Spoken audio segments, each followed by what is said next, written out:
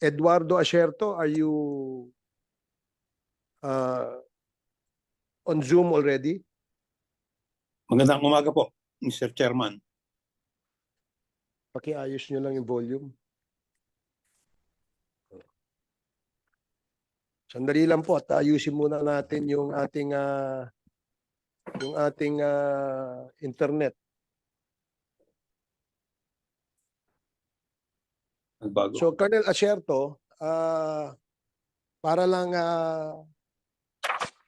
ma-aware kayo, yung aming previous committee hearings dito sa Committee on Dangerous Drugs, House of Representatives, ay nagkaroon ng isang motion na imbitahan kayo, no, na mag-appear dito sa committee ito to shed light on the alleged involvement of a certain Mr. Michael Yang, who was allegedly identified as a drug lord.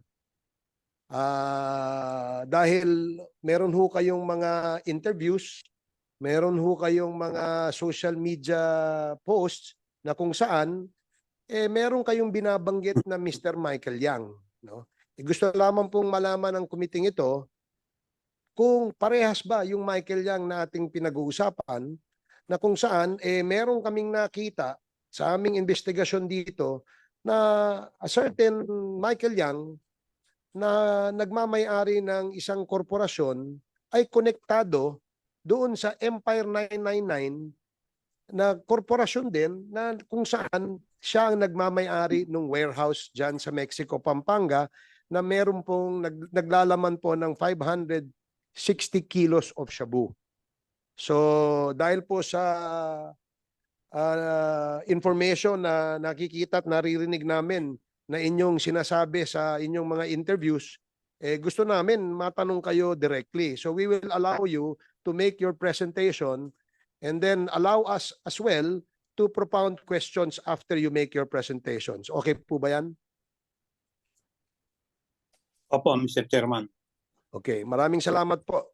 So please proceed with your presentation. Ay, by the way, pwede ho namin kayong i-place under oath para ho lahat po ng inyong sasabihin sa committee ito ay pawang katotohanan lamang po na inyong sinusumpaan.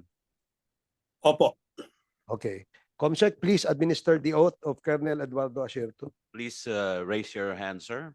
Do you swear to tell the truth and nothing but the truth in this congressional inquiry? Yes, I do. Thank you. Thank you very much, Colonel Asierto. Please proceed with your presentation. Kung pwede po sana magbigay muna ako ng opening statement. Oh, yes, please, please. Salamat po. Magandang umaga po sa inyong lahat. Ako po si Police Colonel Eduardo Asierto. Ako po ay isang pulis na nanilbihan ng mahaba at tapat para tulungang masawata ang illegal na droga sa ating bansa. Matagal po akong naging anti-narcotics operative at natalaga po ako bilang Deputy Director ng PNP Anti-Illegal Drug Group at PNP Drug Enforcement Group. Ako din po ang parehong Police Colonel Eduardo Asierto na matagal nang ipinapahanap at ipinapapatay ng dating Pangulong Duterte sa militar at sa kapwa ko pulis. Pinapapatay po ako ni Duterte dahil natalisod ko at pinaimbestigahan ko sila Michael Yang at Alan Lim na malapit nilang kaibigan ni Senator Bongo. Ako po at kasamahan kong si Police Captain Lito Perote ang nakadiskubre ng mga illegal na aktibidad at gumawa ng report tungkol kay Michael Yang at Alan Lim, mga personalidad sa illegal na droga na laging nakikitang nakasama ni Pangulong Duterte at Senator Go. Yung kasamahan ko pong si Police Captain Perote ay dinukot po sa lobby ng isang hotel sa Bacolod ng 5 armadong kalalakihan na nakasuot ng bonnet at bulletproof vest. Meron din po silang mga lookout sa labas. Hindi na po makita hanggang ngayon si Perote. At malamang patay na si Perote. Matagal na po akong natatakot para sa aking buhay dahil ako ay pinapapatay ni Duterte. Sila po ay ma-impluwensya hanggang ngayon. Pero this has got to stop. Tapos na ang maliligayang araw ni Duterte, Bongo at Bato de la Rosa. Panahon na po siguro ngayon na magtiwala sa ating pamahalaan. Nakita ko po na sa panahon ni Pangulong Marcos, nagkaroon ng hustisya sa kaso ni Senator Laila de Lima. Nanalangin po ako na sana din magkaroon ng hustisya ang aking kaso at magkaroon ng accountability sa mga kasalanan ni Duterte, Bongo at Bato de la Rosa. Isama na rin natin si Aaron Aquino, si Oscar Albayalde at Wilkins Villanueva. Dapat na silang usigin ng batas. Dapat malaman ng tao ang kanilang kasamaan. Panahon na ng paniningil. Gusto ko pong ilinaw ang aking mga nalaman sa atraso sa bayan nila Duterte, Bongo at Bato de la Rosa. Gusto ko din pong bigyan linaw ang mga akusasyon na ibinabato nila sa akin ni Duterte at mga kampo nito. At upang ipaliwanag sa mga kapwa ko Pilipino kung gaano tayo niloko sa mga kasinungalingan ng gobyernong Duterte. Una sa lahat, huwag sana kayong maniniwala sa mga ipinupukol sa akin ng mga kasinungalingan. Hindi po ako protektor ng sindikato ng droga. Hindi ako kidnapper. Wala akong dinukot o pinaransom ng mga drug personalities.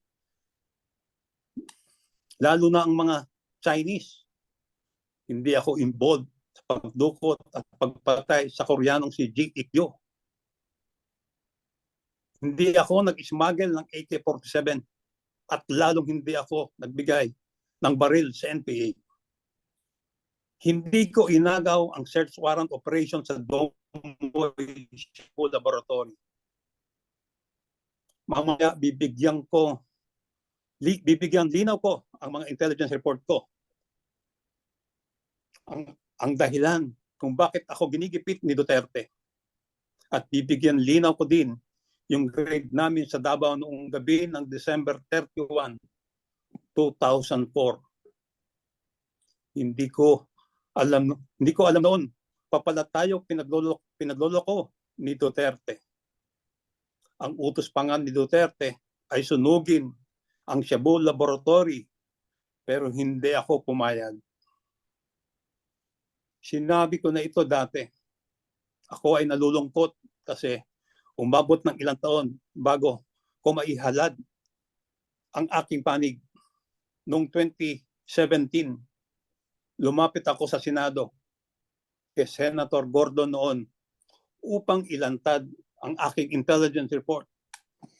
Pero imbis na ako ang pakinggan, itinago lang ang aking report at hindi isinapubliko.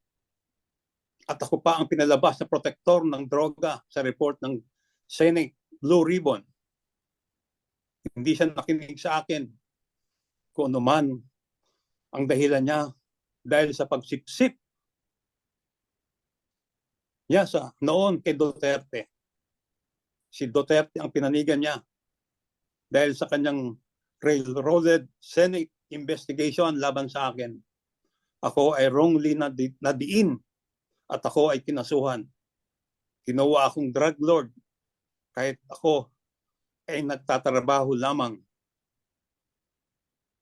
Sa totoo lang, kung hindi itinago ang intelligence report ko kay Michael Yang at Alan Lim, baka hindi nangyari ang korupsyon ng Parmali. Walang nanakaw na pera ng bayan. Hindi nalagay sa panganib ang buhay ng mga healthcare workers dahil sa delayed, substandard o expired na face mask at face shield.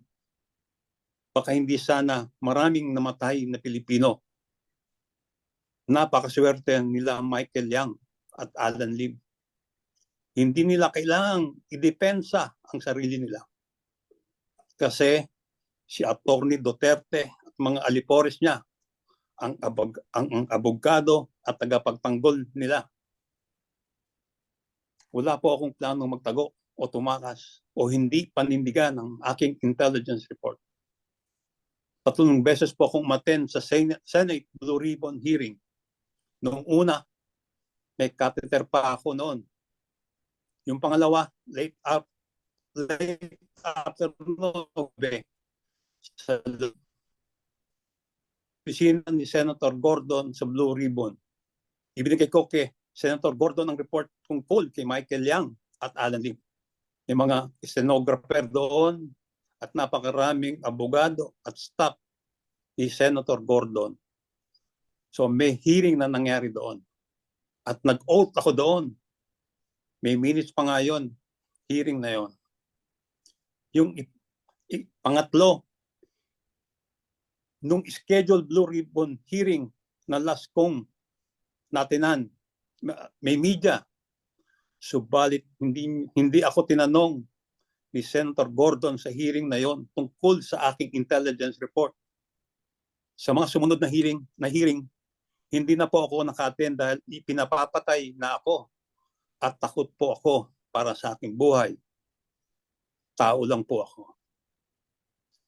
Siguro naman po ngayon, nakikita nyo na nagsasabi ako ng katotohanan at lumalabas na ang katotohanan at ang kawalang hiyaan ni Duterte.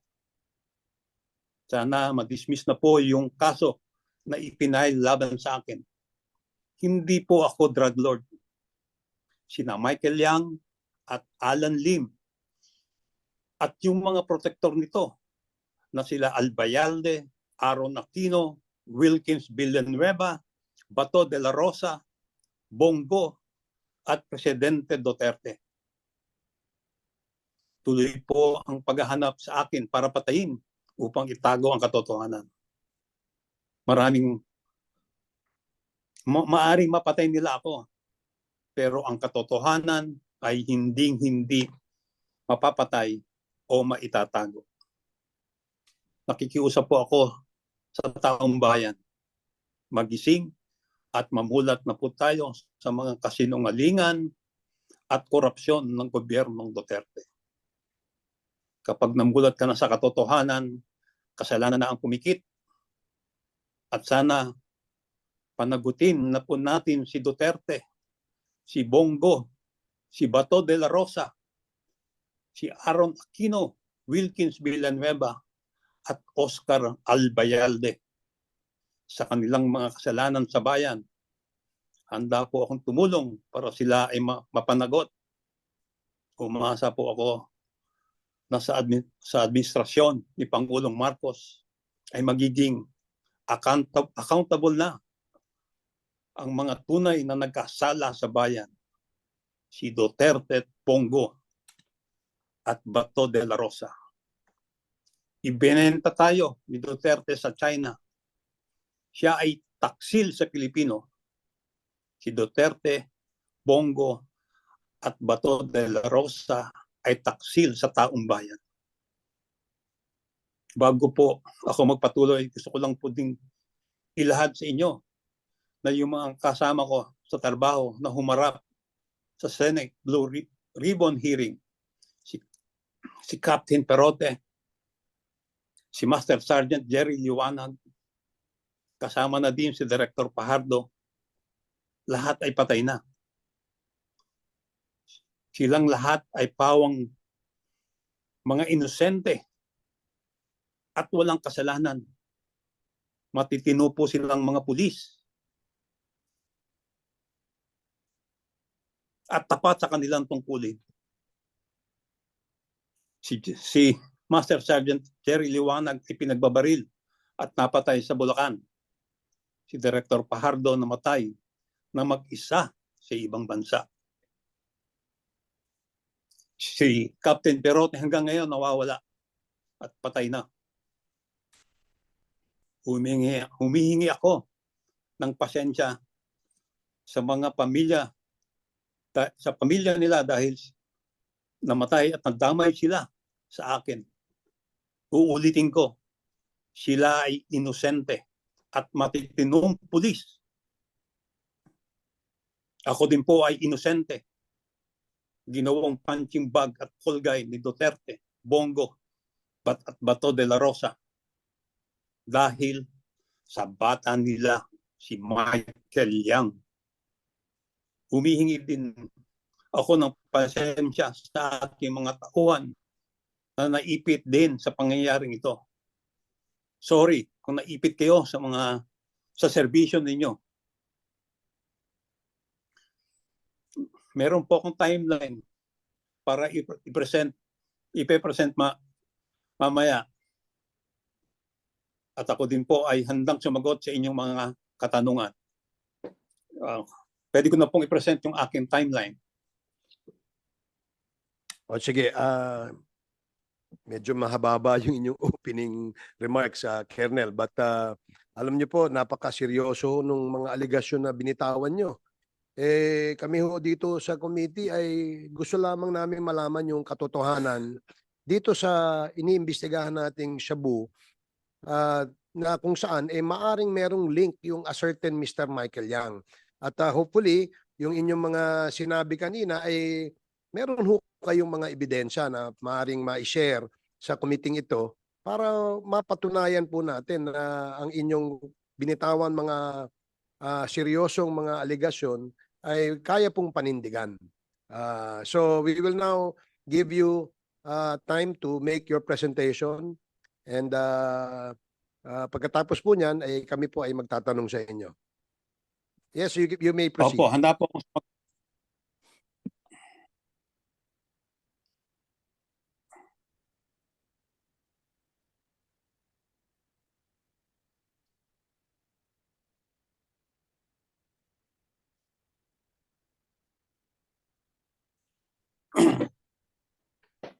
Magandang umaga po uli.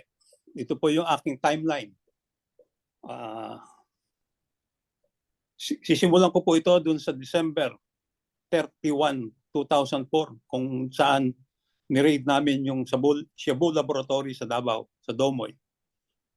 Nung panahon na yon, ang identified lang namin ay si Alan C. Kasi siya yung lagi nagpupunta sa laboratory. Si Johnson Chua, na identified na owner at financier, ay hindi namin nakikita na pumapasok sa laboratory. Pero yung bahay niya, alam namin kung saan, sa Davao City. Pero during that time, hindi namin siya kilala. Si Michael Yang naman ay hindi namin nakita during the surveillance sa Davao noong December 24. Nagsimula po kami mag-surveillance sa Domoy is ng late October. At nag-full-time kami ng full-time surveillance ng November hanggang December, hanggang sa dismantle namin siya. Si Michael Yang, talagang hindi siya nakita ron. Hindi namin siya nakita. Kasi ang participation ni Michael Yang during that time is siya ang sumalubong ng 2 container ng mga equipment at chemicals na galing ng Pulyok Port sa Cotabato City.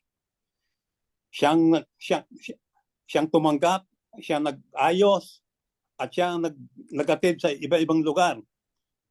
Hinatid niya sa Cagayan de Oro at doon sa Domoy. Yan ang participation ni Michael Yang sa Davao Laboratory noong 2004. Noong April 2016, una kong narinig o unang nireport sa akin ng aking asset, si Michael Yang. ipinakita sa akin ng aking asset yung picture ni Michael Yang, ni Duterte at ni Bongo sa loob ng eroplano. Yung pong nakikita nyo, yan po yung picture na pinakita niya sa akin. Ang sabi niya sa akin dito is si Michael Yang is laging kasama si then presidential candidate Duterte at si Bongo. Nung tinanong ko kung sino si Michael Yang, ang sabi niya, si Michael Yang ay kasama sa Davao Laboratory. Nung makuha ko yan, April 2016, hindi ko masyadong inintindi kasi eleksyon. Pinabayaan ko lang yung information na yon. Pero at kasama dun sa impormasyon na binigay niya is si Michael Yang ay kasama niya si Alan Lim lagi o alias Ayong. Silang dalawa ang patuloy na nagtatrabaho sa illegal na droga. At sinabi rin niya na si Alan Lim o si Li Wenqiong o Wen Li Chen ay involved sa na-dismantled na Shabu Laboratory sa Cavite noong 2003. So ang ginawa ko is kumuha ko ng ebidensya. Ang ebidensya, ang nakuha ko nung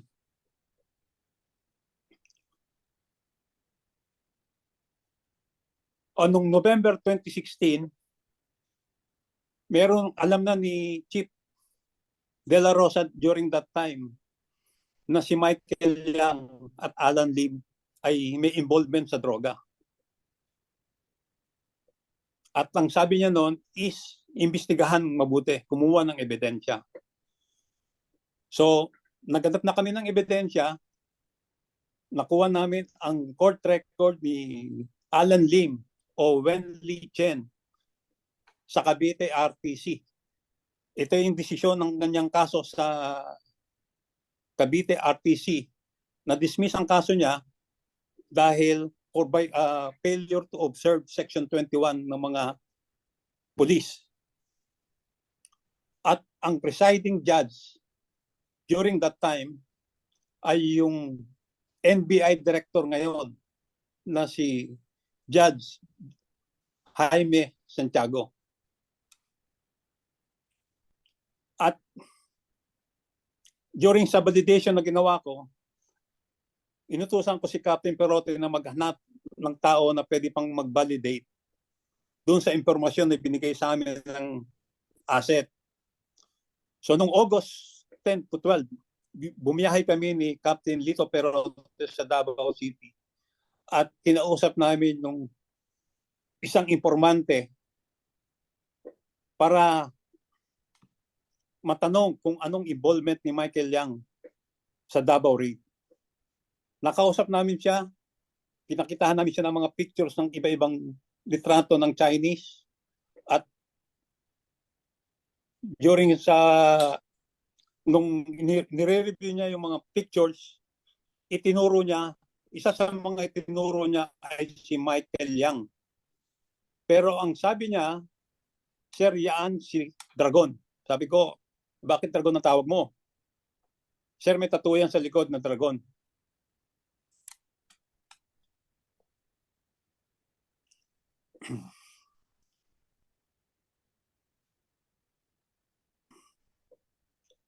Tapos, tinanong ko kung anong participation niya. Sabi niya, Sir, yan ang kumuha o tumanggap ng 2 container galing Pulyok ng mga equipment at chemicals para doon sa Domoy at yung iba dinala sa Cagayan de Oro.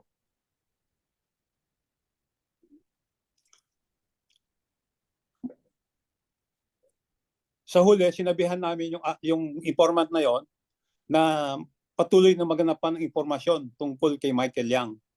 So, bumalik kami ng Maynila. Pagbalik namin sa Maynila, by September tumawag yung asset sa amin o tinawagan ni Lito yung asset namin para tanungin kung kung ano yung na-discover niya. Ang sabi niya, Sir, si Michael Yang pala malapit kay Presidente Duterte Bongo. Nakakatakot naman yata itong pinagagawa ninyo. Sabi ko, huwag kang matakot, hindi man kita susunugin. So talagang na-confirm na si Michael Yang ay talagang malapit kay Presidente at kay Bongo. So gumawa na ako ng report. Ibinigay ko ang report ko noong September 2017 sa director ng Drug Enforcement Group para ibigay kay Chief PNP De La Rosa. Pero ito yung panahon ng Marawi siege. Hindi niya naibigay at siya ay na-relieve at ginawa siyang regional director ng ARM, ng BARD. So, ibinalik sa akin yung report.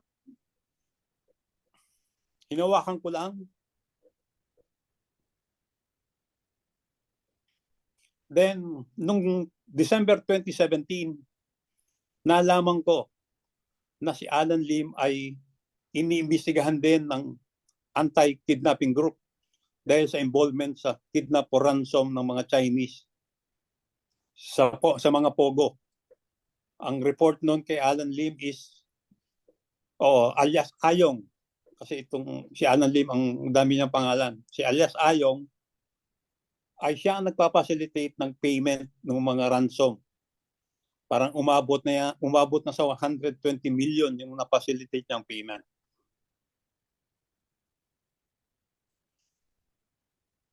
At nung mga second week ng December, nag-report ako, kinausap ko si General Cascolan at inireport ko sa kanya about yung aking report. Kasi sinabi ko sa kanya, mukhang hindi naman totoo yung war on drugs. Sabi niya, bakit? Sir, mayroong drug personality na malapit kay Presidente. Sinabi ko sa kanya na meron akong report at kinuha ang report ko. Ibinigay ko sa kanya the following day. Then, nung mga bago mag-Christmas, nalaman ni General Bato de la Rosa na meron akong report about Alan Lim. Ipinakuha niya yung report kay General Cascolan. So, alam na ni General Bato de la Rosa bago magpasko ng 2017 ang report ko. Pero wala akong nalaman o wala siyang official na ginawa.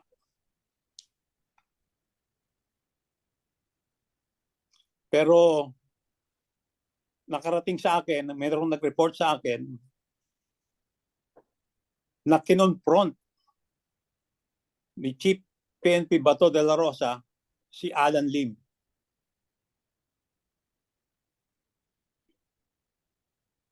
At umamin si Alan Lim sa kanya na siya yung nasa report ko. Siya yung involved sa Cavite Laboratory noong 2003. Nung makatapos niyang kausapin si Alan Lim, ay hinabol siya ni Michael Yang para kausapin tungkol kay Alan Lim na mayroong bit-bit na bag na punong-puno ng pera.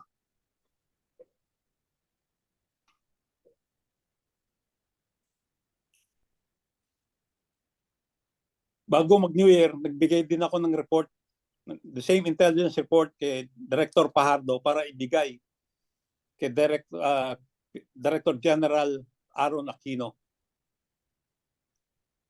Nung January, first week of January, ipinatawag ako ni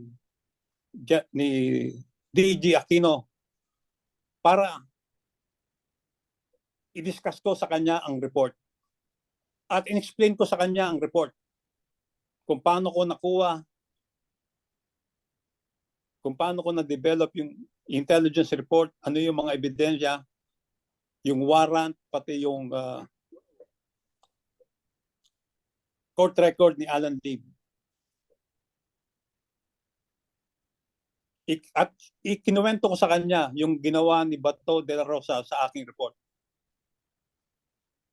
At ang sabi niya is, maniwala kang hindi niya tinanggap yun.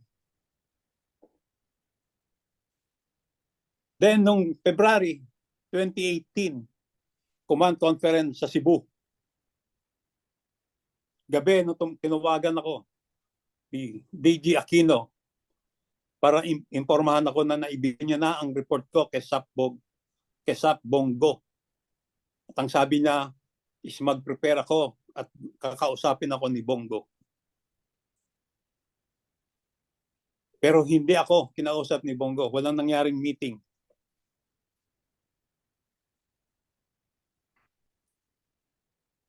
Nung walang nangyayari, dun sa intelligence report, kinausap ko nung February si Senior Superintendent Vic Danao. At alam kong malapit siya kay Presidente na baka pwede siyang magpakita kay Presidente. Kasi ang feeling ko hindi nakakarating kay Presidente yung report ko. So kinausap ko siya, nag-uusap kami, binigay ko sa kanya yung report. Sinabi ko sa kanya yung tattoo, yung dragon tattoo ni Michael Yang. At ang sabi niya is, oh sir, meron ng tattoo yan sa likod. Inamin niya na may tattoo si Michael Yang sa likod. Pero wala rin nangyari. Walang feedback sa akin si Vic Danao. Lumipas ang panahon, umabot ng naupo si General Albayalde. Noong May 2018, nakipag-meeting ako kay General Albayalde. Ibinigay ko ang report ko. Ang sabi pa niya, ako, meron ba akong picture dyan? Sabi ko, wala sir. Si Sir Bato lang ang meron. Pero wala rin nangyari, walang aksyon. Akong narinig. September 26, I was invited sa Senate Blue Ribbon hearing tungkol sa magnetic lifter. October 9, 2018, ito yung araw na ibinigay ko kay Senator Gordon yung report ko na hindi niya inaksyonan o tinago niya. Mas ginamit niya yung white paper na galing sa Malacanang na merong link diagram ang aking team. Noong March 2019, ito na yung lumabas na yung 10 million bounty para sa ulo ko.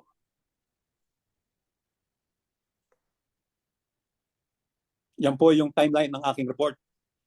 Ngayon po, ibibigay ko naman sa inyo yung anong ginawa nila sa aking report. Una, si Presidente Duterte. Si Presidente Duterte ang unang naglabas ng pangalan ni Michael Yang noong October 4, 2018 sa isang dinner sa mga opisyalis ng PMAAA. At ang sabi pa niya rito, si Michael Yang daw ay isa lang drug addict. At tinakot pa niya ako dito eh. Sabi niya, binabantayan daw ako ng China. Bakit kaya niya alam? Pinayagan kaya niya?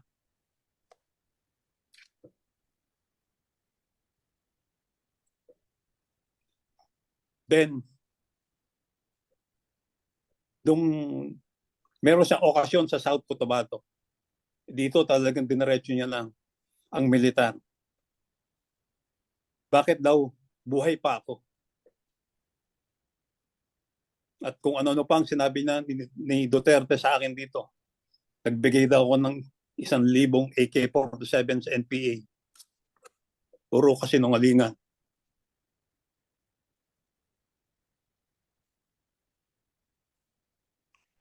Alam ni Duterte ang report ko as early as January o December 2017 pero wala siyang response.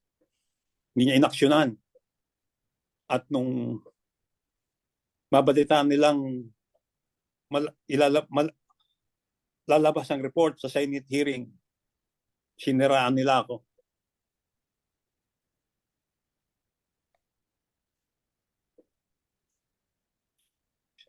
Si Chief PNP De La Rosa, nung makita yung report ko, yun, kinompront niya si Alan Lim personally. Inamin ni Alan Lim na siya yun.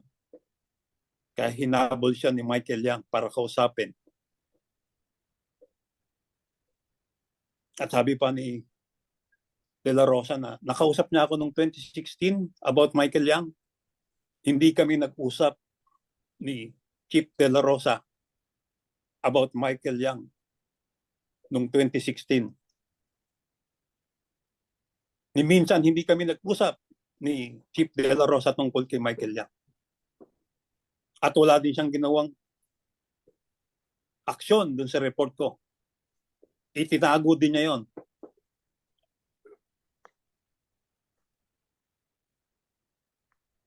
Si Aquino naman, Director General Aaron Aquino, inamin niya na natanggap niya yung report ko. Inamin din niya na nag-usap kami. Pero ang sabi niya, nakalimutan niya kung kanino niya ibinigay sa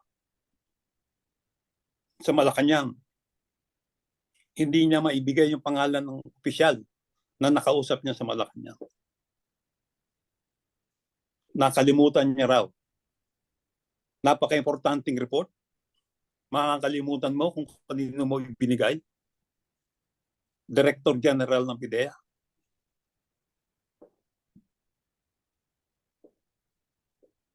Pero nung huli, inamin din niya na ibinigay niya ang case. Kay Bongo ang report ko. Si Bongo naman, ang ginawa niya, nagpagawa siya ng white paper laban sa amin. At ang suspecha ng grupo namin, si Colonel Ferdinand Marcelino ang gumawa ng white paper. Naglabas ng white paper na walang pirma. Pero yun ang pinaniwalaan ni Senator Gordon.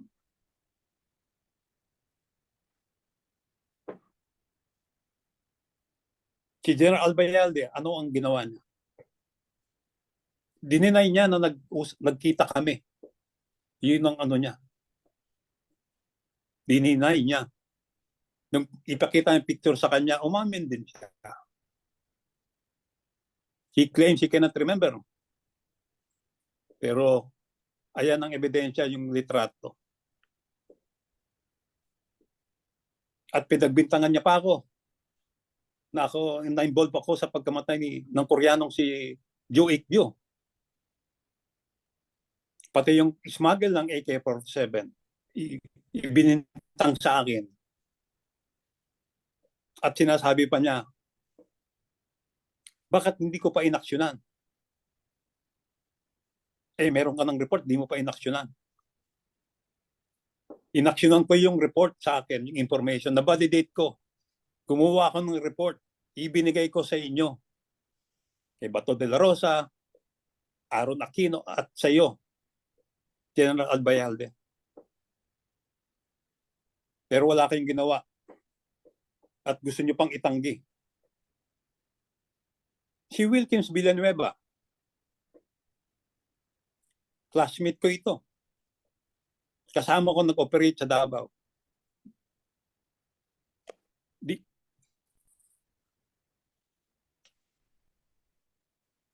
Hiniram niya si Michael Yang na hindi raw involved sa droga. At si Alan Lim, nung talk to the people ni Duterte. Sabi niya, nung investigation, nung 2004, sa Davao, walang Michael Yang. Talagang walang Michael Yang. Kasi ang investigation, surveillance, nag-start ng October, November hanggang December. ang participation ni Michael Yang sa Davao is yung tumanggap, siya ang nag-receive ng 2 container ng chemicals at equipment nung August. So talagang hindi namin siya makikita. At nalaman ko lang ang pangalan ni Michael Yang is nung April 2016. Si Alan Lim naman, sabi niya, hindi din involved sa illegal drug. At meron daw binigay na certification ng BI. Talagang walang Alan Lim. Kasi ang tunay na pangalan, ang ginamit ni Alan Lim sa Cavite ay Wen Lei Chen. Hindi talaga magtutugma. Tapos, naging expert siya sa photo analysis. Sinabi niya yung picture ng mugshot ni Alan Lim noong 2003 at yung present ng 2016 ay malayo daw dahil lang sa ilong. Hindi sila nag-usap ni Chief Bato de la Rosa kasi si Chief de la Rosa nakausap niya si Michael Lim. Talagang pinagkaisahan nila ako.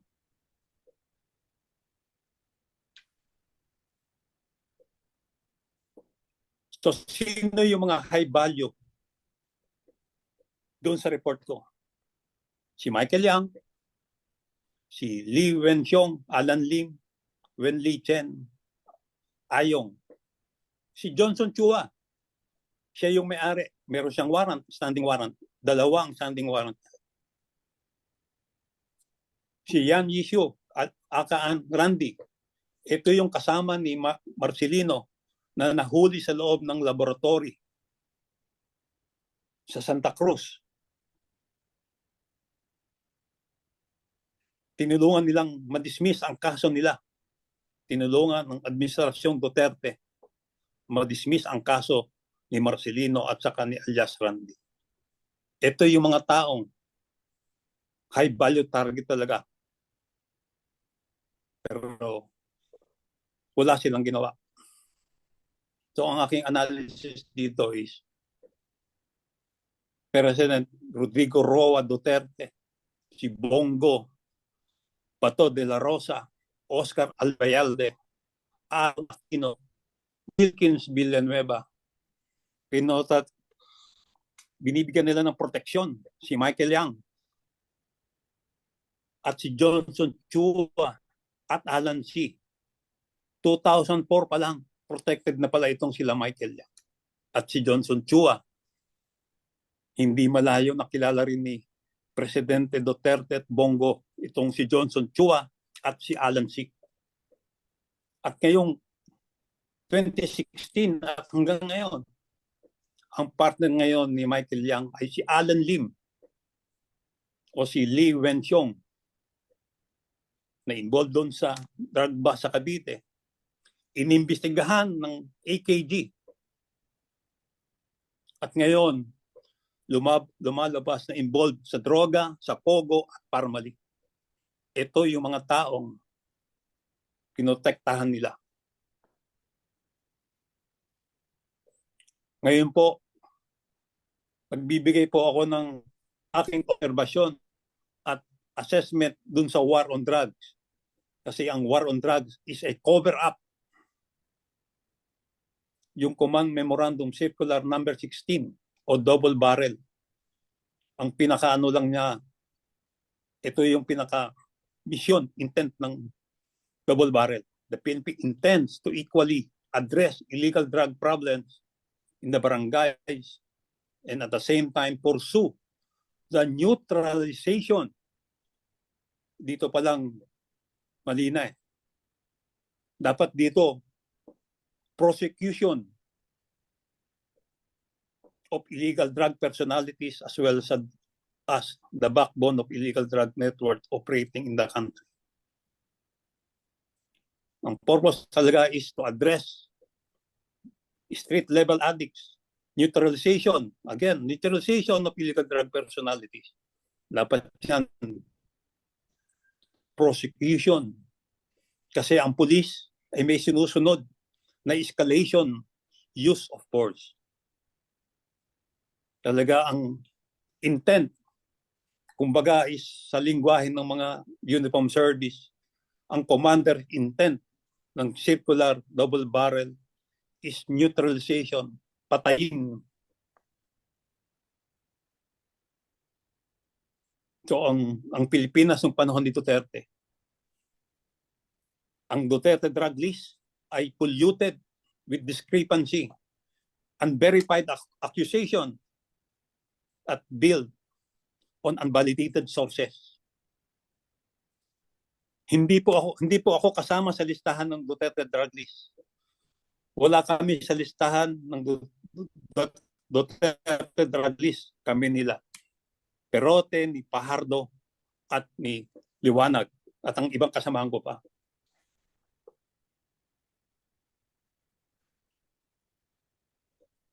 Puro EJK associated doon sa kunyaring linisin ang karsada.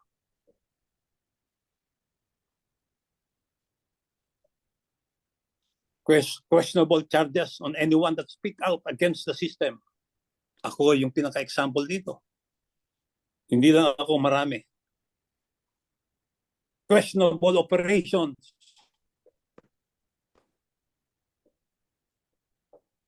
Protecting the Bureau of Customs as the entry point to the large volume of illegal drugs. Kung matatandaan nyo yung floating cocaine in the Philippines waters ng 2019. Sabi ni Director General Aquino at that time, yung floating cocaine daw ay decoy o diversionary tactics to mislead the authorities. Sinasabi ng ayaw na raw gamitin ng sindikato ang Bureau of Customs kasi may higpit na raw sa mga ports natin. Pero ang sabi ng Australian Federal Police, yung floating cocaine recovered was said to be a part of the shipment that was thrown out to the sea by the drug syndicate to avoid the apprehension of Australian police. Pangalawa, seizure sa Cavite, sa Alabang at Cavite. February 2019, 2 billion worth shabu sa Cavite. March 19, 2019, 1.1 billion worth of shabu sa Alabang. Both, ang sabi ni DG Aquino, ships side smuggling ng Golden Triangle Syndicate. Ang bilis ng kanyang assessment. Pero nung March 23, 2019, Bureau of Customs still intercepted and seized 1.8 billion worth of shabu based from the information shared by the Vietnam authorities. Talagang tinatago nila, pinoprotektahan nila ang Bureau of Customs. Ito ang pinakamaganda example. May 29, PIDEA and BOC conducted a fabricated control delivery. Ito yung abandon na tapioca. May nanalong bidder. Abandon shipment of tapioca. Pina-auction ng BOC. May nanalong bidder. Nilabas ng bidder yung shipment. Sabi ng custom at PIDEA cleared. Walang droga. Pagdating sa bodega, merong lamang droga. Ni-report ng winning bidder ang ginawa ng BOC at PIDEA, kinasuhan yung winning bidder. Pero nagsumbong siguro ang winning bidder kay Senator Lacson kasi meron siyang privileged speech. Ang sabi niya, there was no such operation. It was just a dishonest act to hide the fact that another shipment of illegal drugs passed through Bureau of Customs. Specifically, the BOC held an auction on abandoned tapioca shipment that it was later discovered by winning bidder to have illegal drugs and reported it Ang galing talaga ng PIDEA at Boston. Second example, lack of action to investigate information about the high-value targets. Ito po yung aking report. The target was to pursue neutralization of illegal drug personalities as well as the backbone of illegal drug network operating in the country. Sa totoo lang, may mga report about sa mga drug personalities. Validated siya. Supported pa ng foreign counterparts. Pero walang aksyon na ginawa. There had been no action to prosecute these personalities. Oplan Tokang. Talagang failure ang Oplan Tokang. Ang namatay is yung mga maliliit na street pusher. Sasabihin nilang high value target. Pero mga street pusher ang nahuhuli. BOC is an open gate to illegal drug shipment. Syndicates are growing business and are protected. So, therefore, Rodrigo Roa Duterte, Bongo, Bato de la Rosa are protecting and are integral to the security of the illegal drug network operating in the country. They allow the entry of large volume of illegal drugs through our ports and supported the syndicates by defending them, targeting those that goes against them and play dumb to true justice.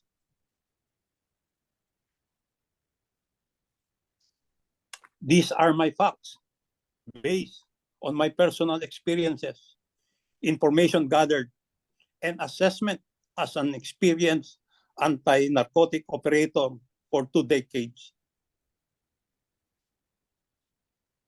To the long gray line. Alam kong gusto nyong i-challenge ako. Ang sagot ko sa inyo, all right, sir. Maraming salamat po, Mr. Chairman.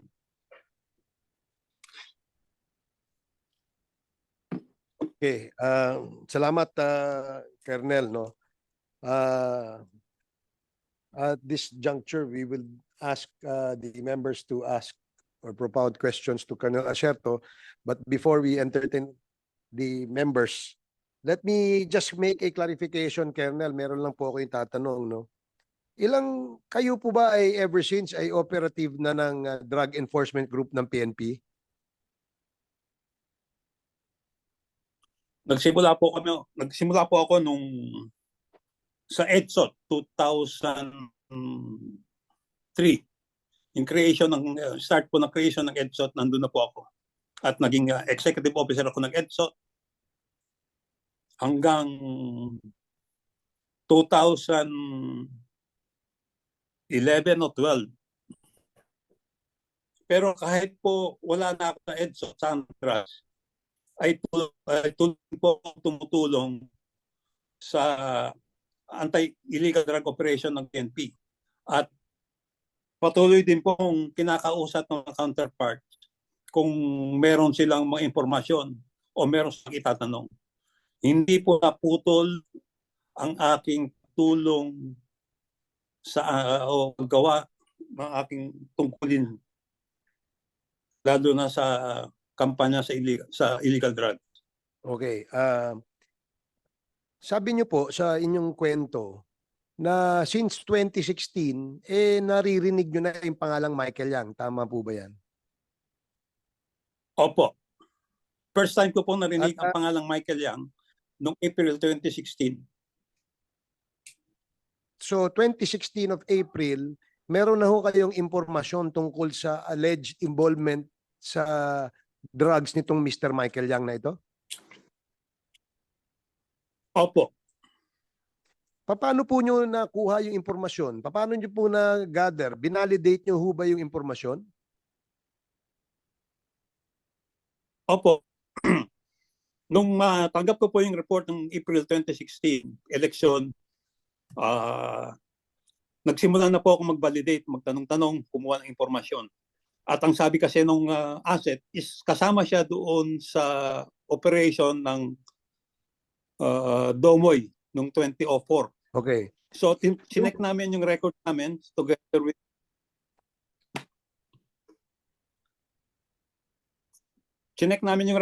together with Captain Perote kung sino yung pwede namin makausap na merong involvement sa Domoy raid namin.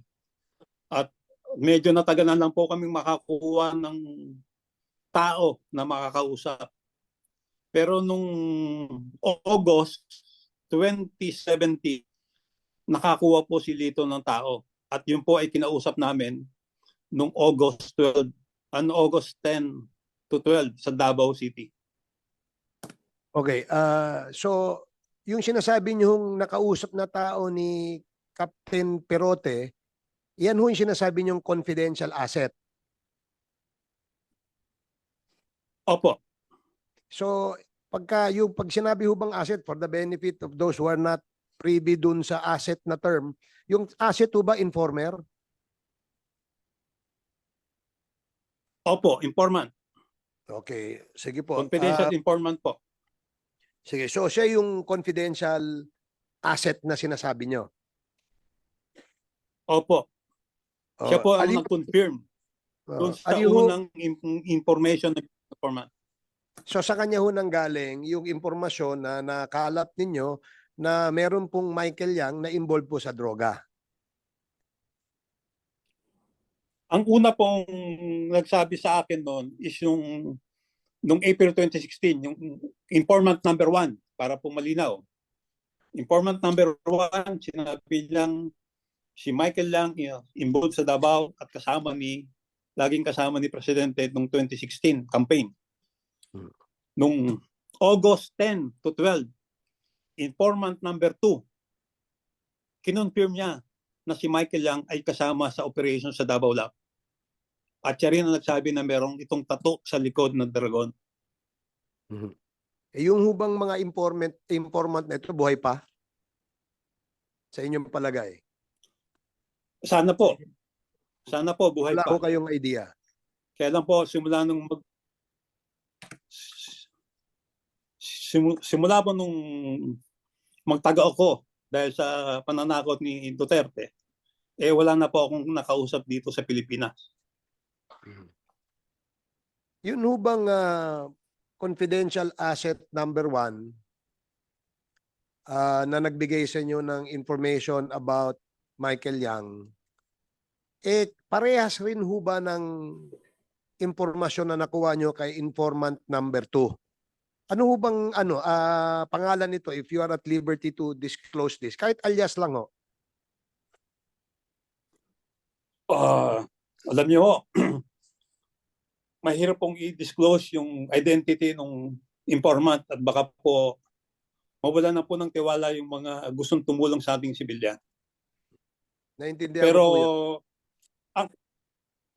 ang informant number 1, ang sabi niya is si Michael Yang is laging kasama ni then candidate Rodrigo Duterte at ni Bongo. At ang sabi niya is kasama rin yan sa Davao 2004 laboratory. So dahil kami nagtrabaho sa Davao, meron kaming information sa Davao. So nireview namin yung aming records, tinignan namin kung sino yung pwedeng makausap doon. At nga nung August, may nakausap si Captain Perote. Kaya nagpunta kami ng Davao ni Captain Perote para kausapin yung informant number 2. Okay. Ang sinabi naman ng informant number 2 is in-identify niya si Michael Yang. Pero hindi niya sinabing pangalan na Michael Yang. Ang sabi niya, itinuro niya dun sa Rock Gallery, Seriaan si Dragon. Sabi ko, bakit Dragon? Sir, may tattoo kasing Dragon yan eh. Paano mo naman nalaman? Nakita ko sir eh. Yun ang tawag sa kanya, Dragon. o anong involvement niya doon sa laboratory no, sa Domoy. Sir, siya yung tumanggap ng 2 container van at siyang nag-ayos. Yung iba dinala sa Domoy, yung iba dinala sa Cagayan de Oro. Pwede ho bang malaman kung alam nyo kung ano yung relasyon ng inyong confidential informant dito kay Michael Yang? Siya ba ay amo ba niya si Michael Yang? Siya ba ay trabahante doon sa sinasabing laboratorio? Ano, pwede ho bang mabigyan nyo kami ng idea? Pwede ko pong sabihin, pero sana po is sa sekreto po. At kasi kung ikwento ko po sa inyo kung ano yung relasyon, malalaman, baka mabuko po yung asset, kawawa naman. Sige, siguro mangangailangan tayo ng isang confidential executive meeting siguro soon, no? Hindi pa ngayon. Kami kumukuha lang ho kami ng mga information para ho mabuo sa aming isipan yung aming iniimbestigahan dito. Gagaya ng nabanggit ko kanina na maaaring may kinalaman yung mga kumpanya na kung saan ang pangalan ng mga may-ari ay Mr. Michael Yang doon sa kumpanya na nagmamay-ari ng warehouse sa Mexico, Pampanga na meron pong shabu. So gusto lang naming malaman, no? Kagaya nung nabanggit nyo kasi kanina, sinabi nyo na si yung Michael Yang na yan, may tattoo sa likod at ang pangalan niya ay Dragon according to your asset. And it seems, it appears na dahil alam niya, nakikita niya siguro na kubad, he must probably be an insider. Siguro, that's the way it operates, di ba? Alam naman po natin yun. So since you're not at liberty to disclose kung sino yung mga pangalan na yun, siguro na lang ho, ano ho yung relasyon naman nung nabanggit nyo kanina na Mr. Chua, ano yun? Yung Johnson Chua at saka Johnson yung Chua Mike. po.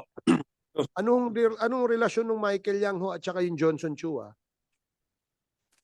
Si Johnson Chua, siya po ang may-ari at nag-finance nung Domoy Shabu Laboratory. Paano nyo po nalaman na siya ang nag-finance? Meron ho ba kayong paper trail? Meron ho ba kayong ebidensya dyan? And yun po ay resulta ng old-fashioned police intelligence work na assessment ng mga na ginawa namin. Yun din po ay galing din po sa mga informante. Yan pong si Johnson Chua, nung ni-raid namin yung Domoy nung December 31, 2004,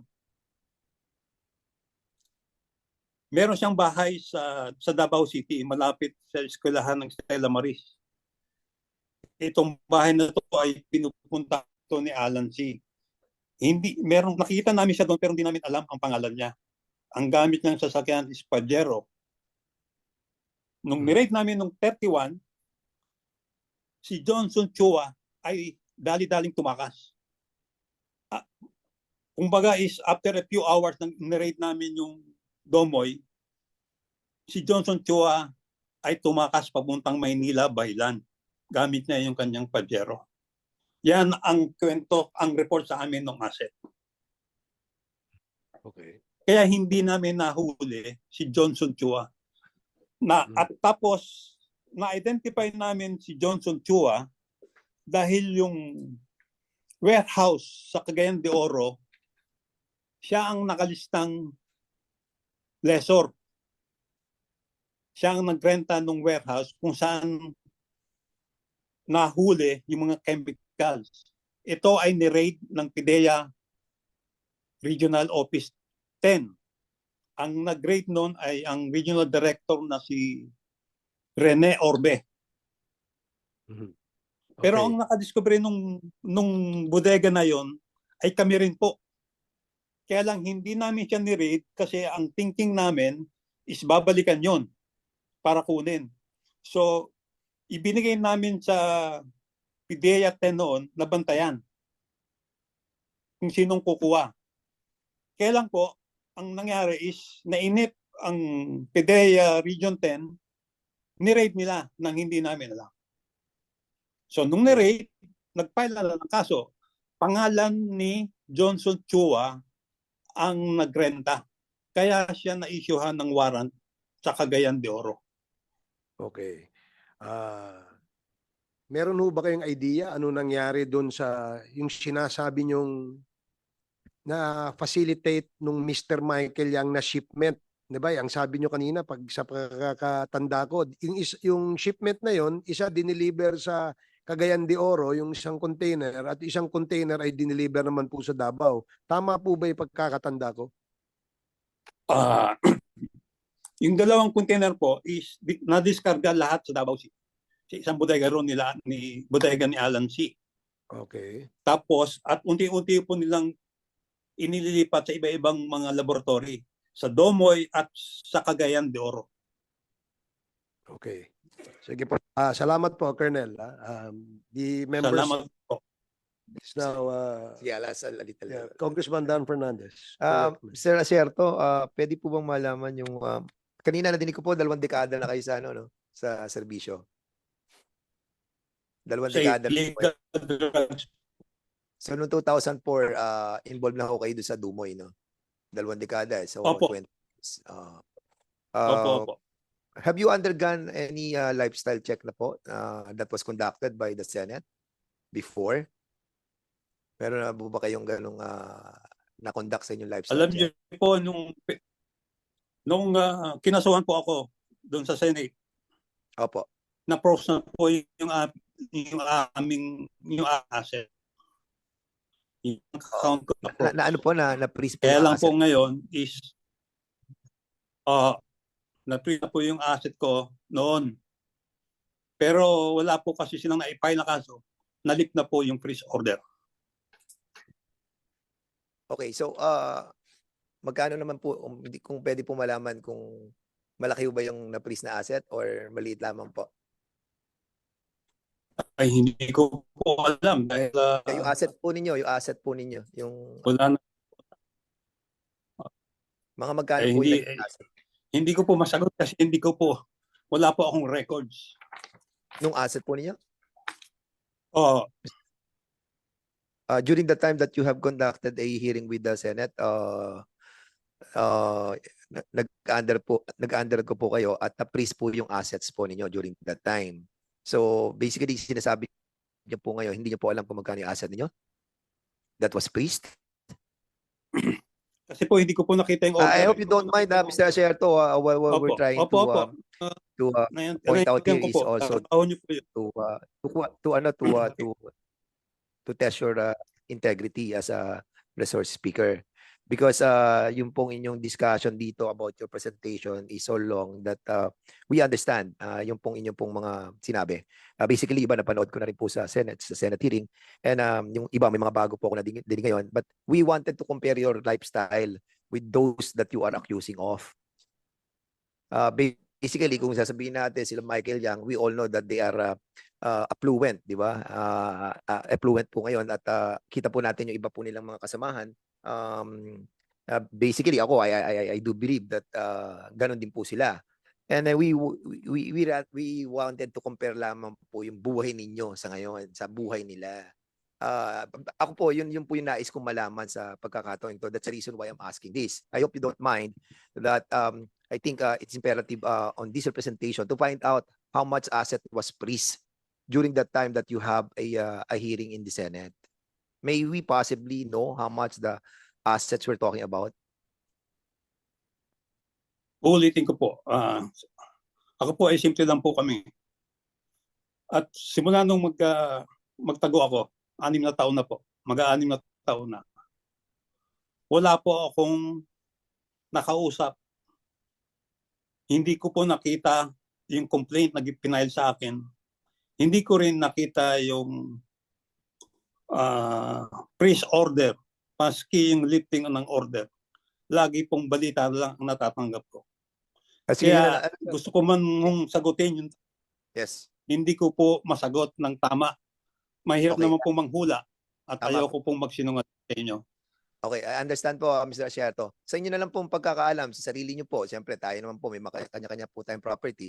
Ilan po ba ang property niyo? Ilan po bahay ninyo? Ilan po yung inyong pong Kung meron pa po kayong negosyo ng inyong pamilya, gano'n, meron po ba dito sa Pilipinas or abroad? Wa- Uulitin ko po, simple lang po kami.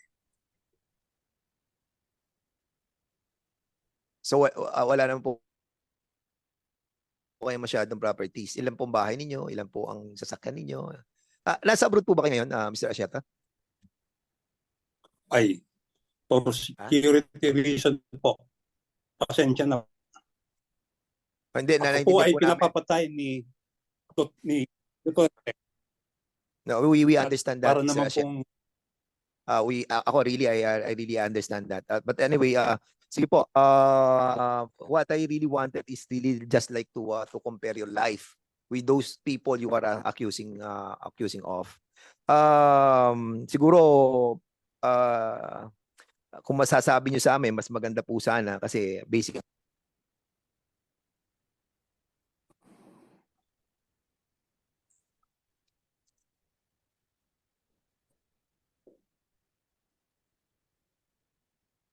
Kasi marami po kayong naakasuhan dito, Ms. Asierto, mula kay Duterte, kay Senator Bato, kay Senator Bongo, kila Albayalde, Aaron, Wilkins Villanueva, at sa sinabi niyo po kanina sa opening statement po ninyo, ito po yung mga taong lumoko sa atin at basically nung in-expose po ninyo ito ay binalikan kayo at kayo naman ang naging protector, ang naging kidnapper. So basically, kung titignan po natin, nagbatuhan lamang po yung akusasyon na sinumulan ninyo at binalikan din po kayo. At the reason why kayo ngayon ay nagtatago dahil nga po during that time ay warrant of arrest was issued sa inyo po. At dito po sa sinasabi po natin na nagkaroon po kayo ng raid sa Dumoy, meron po bang mga namatay na tao doon during that time na conduct ng raid na to? meron po, 6. At sila po ay mga empleyado po doon? Opo, Chinese po yun. opo. And dito po, binabanggit po niyo yung owner kanina, si Johnson Chua, correct? Opo. Mr. Chair, kasi yung Johnson Chua, ngayon ko lang po nadinig yung pangalan na yun. Is he still around? Can we invite this person to appear on this hearing? Because titingnan ko yung mga pangalan dito, mga usual na po yung nakikita ko, Mr. Asierto. Pero itong Johnson Chua na sinasabi niyong owner, pinanser, noong sa Dumoy raid, basically, parang bago po sa akin to. So, I believe that we need to invite this person, considering that other personality that were mentioned by Mr. Asierto were already summoned by this committee. I so move, Mr. Chair, yung Okay, invitation. Congressman Fernandez, as alleged by Colonel Asierto, itong si Mr. Chua ay isang drug lord. Mhm. So dahil siya po ay isang drug lord at wala ho siya dito ngayon sa ating bansa, napakahirap pong imbitahin ito. And Okay. we're just relying on the reports by Colonel Asierto as well as the reports by the Philippine National Police as to the whereabouts of certain drug personalities, where most of them who are identified as drug lords are not anymore in the country. Yeah. No, in fact, yung ibang ang iniimbestiga natin, like Mr. Willie Ong, has already left the country the day after we first had our first committee hearing. No, so we will try to locate, no, and we can locate him, and which I doubt, no. We'll try to invite him. In that case, Mr. Chairman, may we ask the DOJ or the immigration to find out the last date that this person went out from this country. Siguro para makita natin, baka mamaya or or whatever. Best effort na lang po, Mr. Chairman, on that case. Yeah, we'll get more information about the certain Mr. Johnson Chua, because we're not even sure whether Johnson Chua is his real name. Yes. So we'd like to get more information from the law enforcement units that operated on Mr. Johnson Chua. Yes, tapos Mr. Asierto, no, if I proceed, Mr. Chair. Please proceed. Yung sa RTC Cavite, kasi na-mention po ninyo yung kaso nung certain Alan Lim na dismiss through technicality under Section 8 of Article 2 of Republic Act 9165. So ang judge pala during that time yung ating pong NBI director na ngayon na si Jimmy Santiago. So maybe he can clarify a lot of things about that case, why it was dismissed, no? So may we invite also the NBI director in the next hearing, Mr. Chairman. Yes, Congressman Fernandez. In fact, we sent out invitation to the newly designated NBI director, but I think there was an earlier commitment to Malacanang, no? So that's why he sent Attorney Galicia to speak in behalf of the NBI director, I suppose, no, on the information that we are on the investigation that we are conducting in this committee. So Yes, ganun pa man. So we will Yes, thank you so much. perhaps ask some information as to the details of the dismissed case against Mr. Ano yun? Mr. Alan C. Alan Lim, hindi Alan ko Lim. maintindihan Mr. Chairman kasi meron dito Alan Lim O yun sa kaso sa RTC branch 18 sa Cavite po that was decided by the former judge ng Cavite ng RTC branch 18 who is Jaime Santiago during that time. Sige, perhaps you can just get information from the NBI. Yes, oo. And Yes. a while ago, Please Mr. proceed. Chairman, I have seen the sequence of the presentation of Mr. Asierto that ano talaga, very detailed yung kanyang mga presentation. And a lot of personality was mentioned like si Coscolan. I believe Coscolan is already, buhay pa ba siya? Dead na siya, no? So we cannot invite him anymore. And siguro yun na lang po lahat ng mga minention yung mga personality dito must be invited as well para to shed light on the accusation of Mr. Asierto para naman maging fair tayo sa ating pong committee. And even Gerald Bigdana was mentioned and si Oscar Abayalde and a lot of personalities. And ako po, saludo naman ako sa inyo, Mr. Asierto, dahil napakatapang po ninyo at naalala niyo pa po ng mga details na to. And rest assured that this committee, we will be digging deeper on really what happened. At kayo nga po ay maraming accusation din po sa inyo that was thrown against you. And we wanted to ferret out kung ano po talaga yung katotohanan. Because alam na po natin na nagsimula to dun sa expose nyo during the time that the former president is still the president of this country. And I know that it's hard for you to do that. But ginawa po niyo yung tungkulin niyo bilang Pilipino. But of course, you cannot from us to that also. Yung that's the reason tinatanong yung inyong pong personality niyo. Ano ba meron kayo for us or somehow have a pundasyon ng aming pagmumulan ng aming pong pagdidesisyon sa magiging resolusyon ng committee ito. For the Mr. Chair, yung po muna at maraming po salamat for giving me a chance to speak. Thank you so much, Mr. Thank Chair. you, Congressman Fernandez. Congressman Keith Flores and then Congresswoman Luistro. Thank you, Mr. Chair. Colonel Asierto, sir. Opo. I just want to Magandang clarify umaga things po. in your statement, but before that, may we request for a copy of the timeline that you submitted so that we can have printed copies? Para mas madali po yung questioning natin kasi based on the timelines that you provided. Opo, ipapadala ko po. And also po, if you have a copy of your report that you submitted in 20, kailan ba yun? Yung sinubmit niyo na report kay, kanina yun? Kay Bato, kay Abayalde, and ano. Can we also have a copy of that? Opo, Okay. Now, sir, ipapadala Ang ko na lang question- po sa committee. Sige po. Now, ang unang question ko po is, you've mentioned the name Michael Yang. Pero sa lahat ng mentions mo kay Michael Yang, the only parang direct na mention that you've made about him being involved in drugs is that siya yung nag-receive ng shipment of chemicals and equipment in 2004 doon sa Davao. Tama. Tama pa ba? So any other involvement na ni Michael Yang na which you included in your report, which you did not say lang in your statement kanina? Kasi parang you always bring up the name of Michael Yang, but yet the only parang direct participation that you've mentioned of him being involved in drugs is the fact that he was the one who received the chemicals, the shipment of chemicals and equipment in the year 2004 in Davao.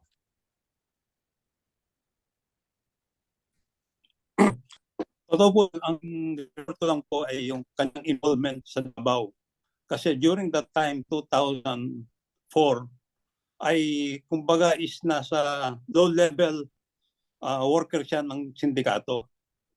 Pero ngayon po, 2016, ang haba na po ng panahon, sa tingin ko po ay tumaas na ang ranggo.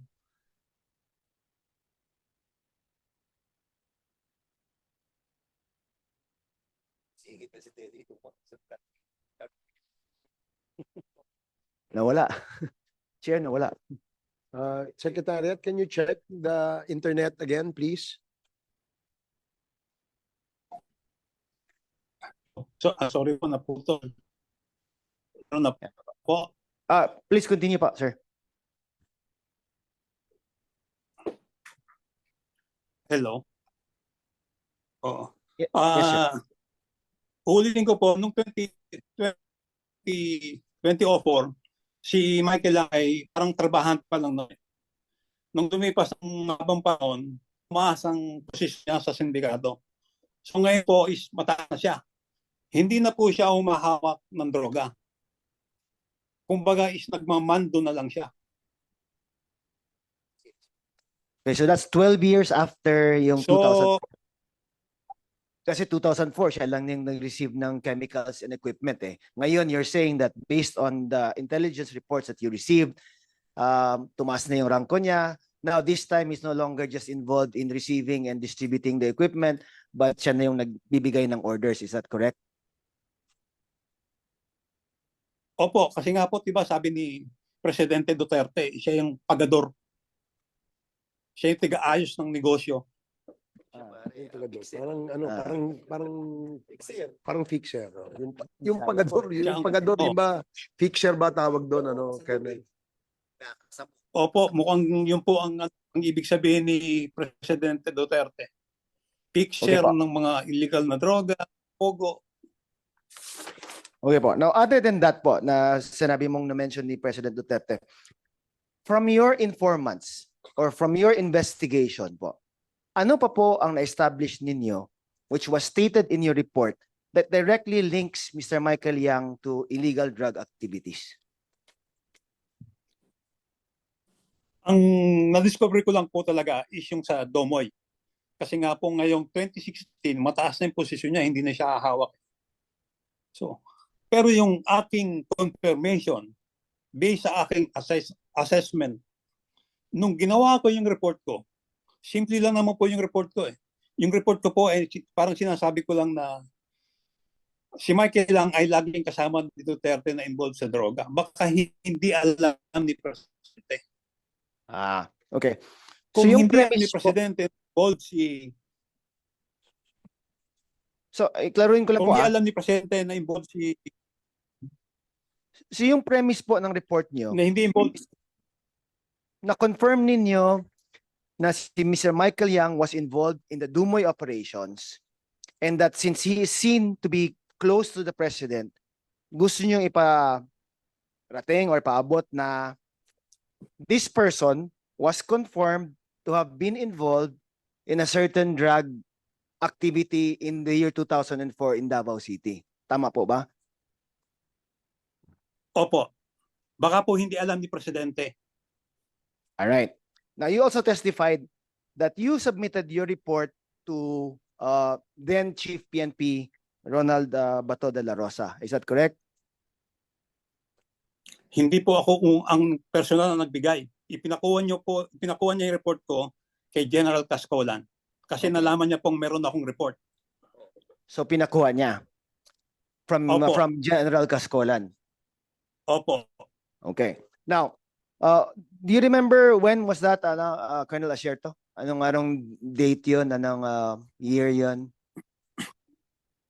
I think it's second or third week ng December 2017. And to be clear lang po, no? Yung report niyo naman na sinubmit, hindi Xerox copy na may mga puncher holes lang or picture lang po ng Xerox copy or something like that. This is a complete report that you Di po. submit. Complete po yun. Opo, And you were complete po wi- yun. Wala po yung puncher. Okay. Wala po siyang butas ng puncher. Okay. Tapos you were willing to appear before then Chief PNP Bato de la Rosa if he had further questions about your investigation. Is that correct? Yun po ang inaantay ko na gagawin niya. Yun po yung basic supposed to be. Pero ang ginawa niya, ang kinausap niya is si Alan Lim. Imbis na yung gumawa ng report, ang kinausap niya yung subject ng report. Okay. Now, to be fair naman po, baka naman po, once he received your report, he conducted his own investigation and found out that there was no involvement of Mr. Michael Yang sa drugs. So is it also possible na ganun po ang nangyari? Posible po. Posible po. Bakit? Hindi po ano yun. Hindi po imposible yun. Pero nasan po yung report? Meron po bang ginawang report si Chief PNP de la Rosa? Ibinigay niya ba yung report sa DI para i-validate? O sa Drug Enforcement para i-validate? O ibinigay niya kaya para i-validate? Pero siya Yeah, mismo nag-validate eh. Kasi I'm interested in this po na Alan, nangyari with your report. Kasi in a lot of the yung mga nag-testify ng mga biktima po ng EJK, most of them claimed that ang mga pangalan ng mga anak, asawa or ama nila were taken from reports submitted by the barangay level lang eh. No? So kung barangay level nga lang pinagbibigyan ng importansya po, why was your report not given the same importance kung ganun man? That's what I want to find out.